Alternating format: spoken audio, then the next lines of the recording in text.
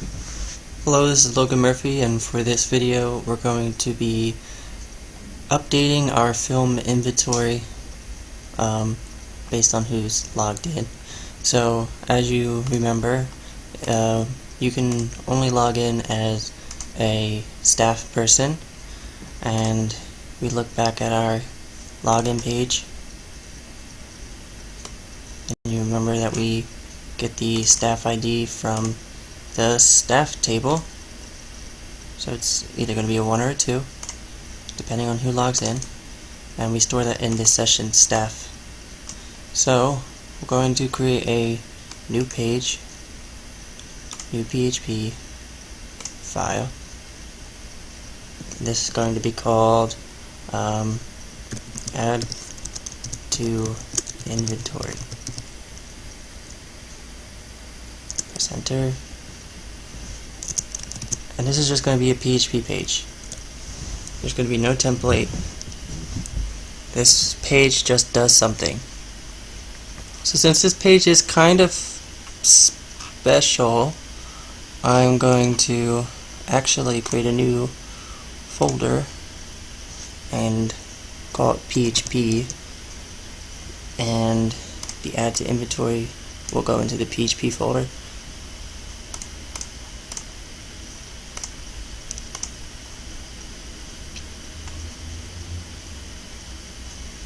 Okay, save it, close it, move it to PHP.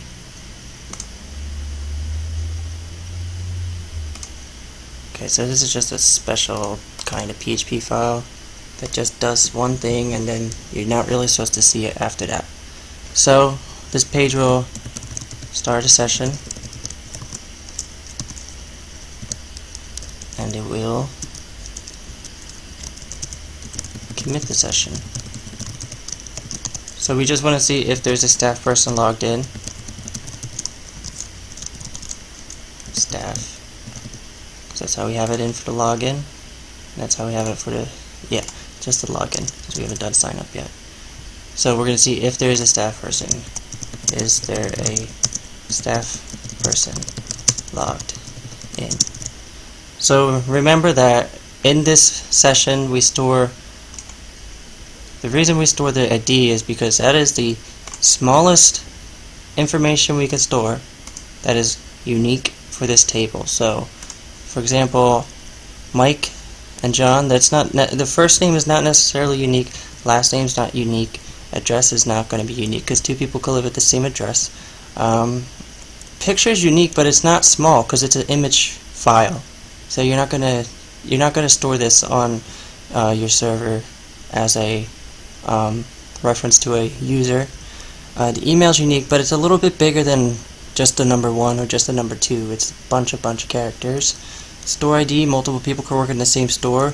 So just getting on this point of these people, the best way to identify a staff person is to use their staff ID. It's the smallest and most unique thing about a person in the database. That's why we store it here. That's how we remember who's logged in. Alright, so before we continue with this page, let's go to the film page, and at the very bottom we're going to see if someone is logged in again, except that this is a different page. We're going to see if there's a staff person logged in. If they are,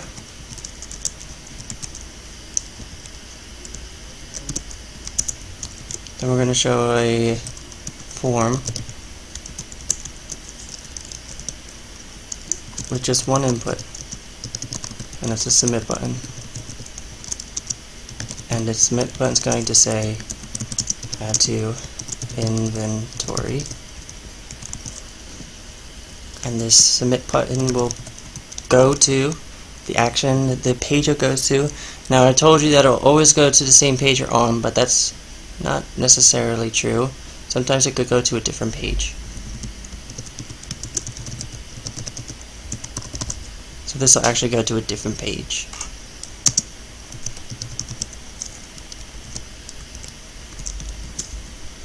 And it's a post. Okay, save it, come here, go home, click on a film. You shouldn't see the button. However, if you go log in and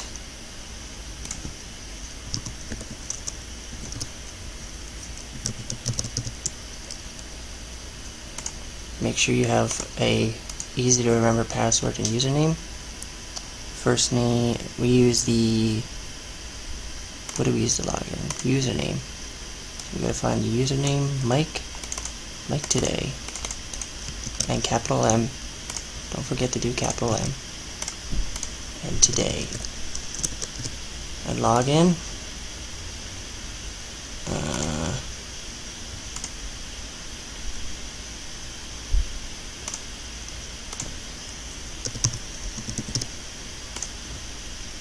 There we go. And if we refresh this page, the button is here. And if we click on the button, it takes us to add to inventory.php. Except it should take us to php/add to inventory, because that's where we need to go to the PHP folder before we can go to the add to inventory file. Okay? And we're also going to include an input type hidden, and its value, we'll decide that later, and its name will be film ID. And the film ID, we will get that from the request, the original request to this page, and we'll go use PHP to echo it. So remember when we go to these pages, there's the question mark with the ID, so I'm just getting that ID from the URL. And this will be hidden. You won't see this, but it will be there. It's just data that you don't want the user to change, pretty much, but it is important because we will be using it. So if we refresh and click add to inventory, the page now does exist. Okay. I seem to have written session, kind of strange. Session commit. Okay, so we click on the button and it takes us to this page, which is this page right here. We're going to start the session and see if someone's logged in, then we'll end the session either way. So if someone's logged in, then they want to add something to the inventory. So we're going to see what the film ID is. And since we're coming to this page, we expect to come to this page via a post. So since we're coming here with a post, we use post. And the only way you could come to a page as a post is if you submit a form. So as you know, we're submitting a form that has a method of post. So that's the only way we can use this post. Otherwise we would use get. When there's the question marks at the top, then we would use get. But there's no question marks at the top. You see there's no question marks at the top. And the form was posted, so we're going to use the post. We're going to see the film ID. The film ID is stored in film ID. So that came right from the form. And let's just store this in a variable. The staff, or actually, let's not store it in a variable. Okay, so we have a film ID, and we want to add to the inventory, so we need to look at this inventory table, and possibly more helpful if we looked at it in the EER. Just wait for that to load up. and let's look for the film inventory.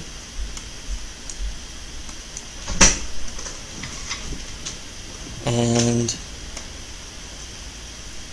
see the relationships it has are inventory, or actually film ID, store ID. So those are the relationships it has. Okay, so that's what we need to add to the table. So let's create something to test an insertion. So insert into inventory, and then we have to say the columns that we're going to insert, which is film ID, store ID, store ID,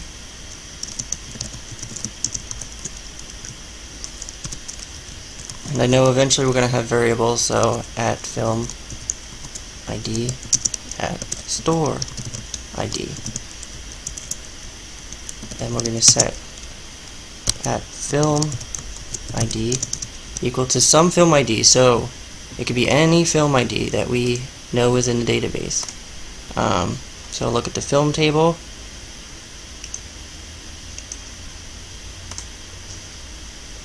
Any of these IDs will do. 1 to 1,000.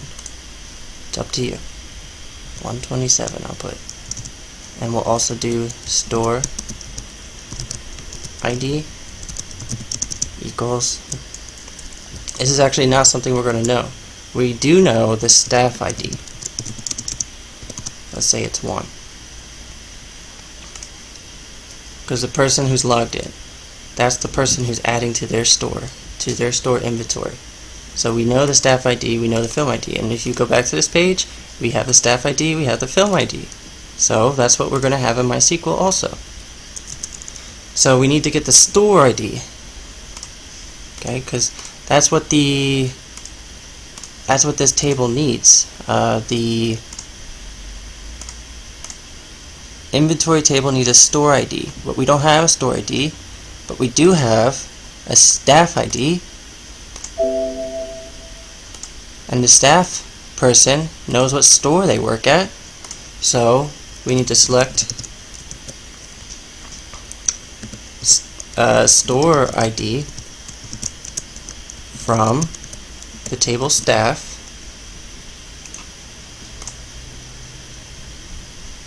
okay, so we're selecting a store ID, which is the ID of a store.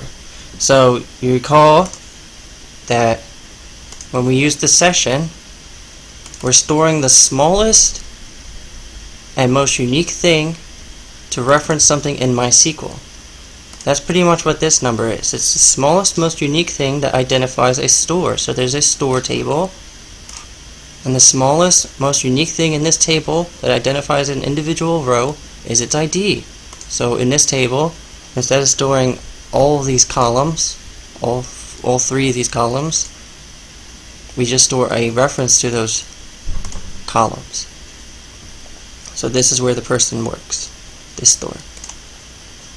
Okay, so that's what that number means. It's just a reference to another table. And you can see that also here. There's these lines that connect the tables. When I hover over this, you see film ID turns orange up here, film ID turns orange down here. That's because they relate to each other. Those are important. This thing needs to know about this. This has the reference to this table. Because an inventory needs to know what film it has, but you don't want to store everything about the film. You just want to store one important thing and something small. Same thing goes for the store. You don't want to store all the information about a store. You just want to store one important thing that's small, and that's the store ID. Okay. So we're going to make the where clause where the staff ID equals the variable staff ID. Okay. and we're actually going to put that value into another variable, store ID. So there's only one person with a staff ID. Staff ID is unique. So we're going to select a store ID from the staff table whose staff ID is the variable staff ID, which is 1 in this case. We're going to get their store ID and put it into this variable. Okay, so there's only going to be one thing in this variable, and that's the store ID of the person whose staff ID is 1. So look at the table. The store ID, which is 1, of the staff ID that is 1, will go into that. So in this variable, store ID, we'll store the number 1. If this was 2, well, then the where clause would say where the staff ID is 1, or staff ID equals staff ID, which is 2. Okay, so staff ID is 2. We get the store ID, and then we put it into the variable store ID. So the column store ID goes into the variable store ID, and this staff ID is unique. Okay, and I'm sure you've experienced IDs, staff IDs, and maybe class IDs. Like if you're in school, you have your student number. If you work, you have your employee number. Those are unique. That's how people identify you, with that small unique number. Okay? So, as always, we set up our variables, then we use our variables. And this is the MySQL we need to use to update the inventory. So let's just execute it, make sure that it works. Open up the inventory table so we can see that it adds something. Inventory, select. It's more than 1,000. So it's gonna kind of be hard to know if it adds something.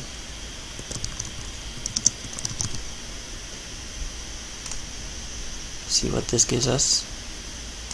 It's more than 2,000. That's fine.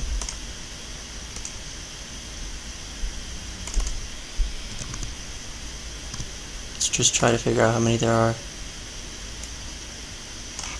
Trial and error.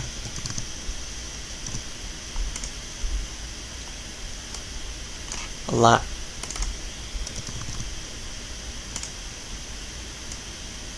Alright, so 4581 is where it ends. 4581. I'm going to look for one more. Actually, let's look for 10 more. And we'll do 4580. So we'll execute.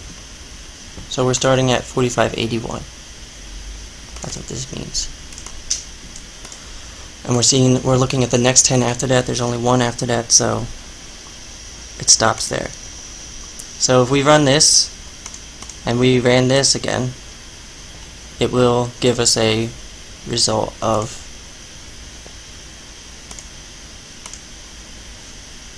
2 rows, but let's execute this first. And the first row will have 127, or the first column, this column will have 127, and this column will have the number 1.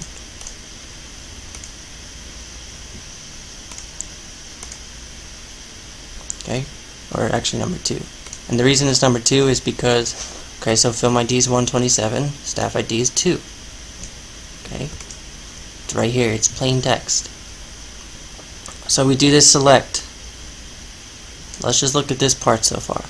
So first we look at the where staff ID equals staff ID. So staff ID variable is 2, so we need to look for a staff ID column that's 2 in the staff table. So does this have a staff ID of 2? No. Does this have a staff ID of 2? Yes. And it's going to be the only thing that has a staff ID of 2 because staff ID is unique. So I found something with a staff ID of 2. What do I get? The store ID. I get the number 2. I take that number 2 and I put it into this variable. I put it into the variable. Now that this 2 is in the variable, we're going to do this insert. We're going to insert the variable film ID, which is 127, as this column, and store ID, which is 2, into this column. And the result is one more row. Okay, so now we have MySQL we can use. Let's take it, open up Eclipse. Let's make sure there's a film ID.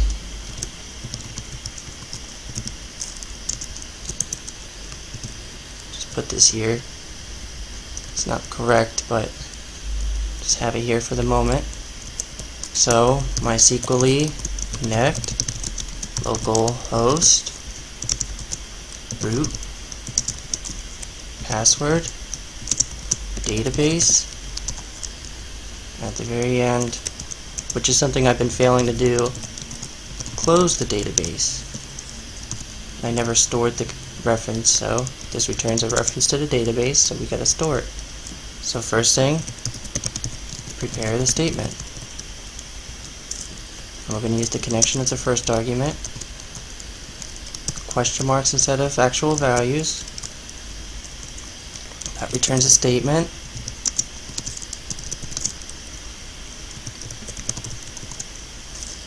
Forgot to close the string. That's why it's turning up blue. STMD, because we're doing a function on a statement. Bind param. And we're going to bind our PHP variables. They're both integers, to MySQL variables. So the first PHP variable is, we need to bind the PHP variable film ID. So the PHP variable film ID will be bound to this film ID, because that's what this question mark means. We'll replace the first question mark. So what this function is basically doing, let me just put this first, session, and this will be staff. So I'm getting it right from the session. This function basically does a control H. Oh, actually, it's a control F. Find and replace. And it finds the first question mark and replaces it with the first argument, which in this case it might be some number, 3. So it'll find the first question mark in this statement and replace it. That's what this statement does. It just replaces question marks with values. And it gives us the exact same SQL we have here. The exact same. It's just safer this way. Okay. Next, we execute the statement. And we bind the statement, not the connection. Then, we close the statement.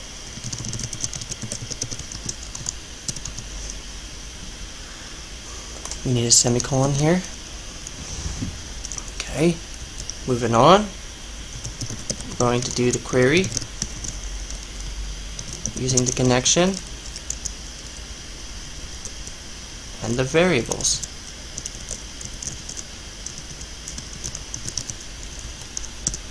So the variable we're using is staff ID. We initialize it up here, similar to here. We use a stored or the staff ID, which we initialize here. It's the exact same thing. We use a staff ID, which we initialize here, using PHP to communicate with MySQL. We need to communicate with MySQL through MySQL. Okay. This query doesn't return anything because it puts the value right into this variable, so we don't need to get a table. And then on the connection, we're going to call the insert query, which also doesn't return anything because it's not a select statement. Okay, so we have this function. We don't want anyone to really see this page, so after they do see this page, we're going to redirect them to film.php ID equals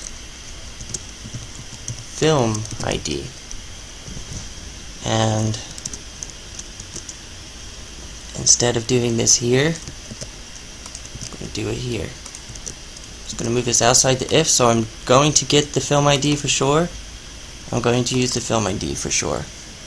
So I'll redirect them right back to the page they were, and the database will be updated. So let's go back, do refresh. We have this button. Let's just take a look at our table. Let's execute this and make sure. So we're at 4582. If we click add to inventory, send this right back. We actually have to do ... that means go up a folder, because right now we're inside the PHP folder. We need to go up a folder before we can go to the film.php. So it's similar to here, not here.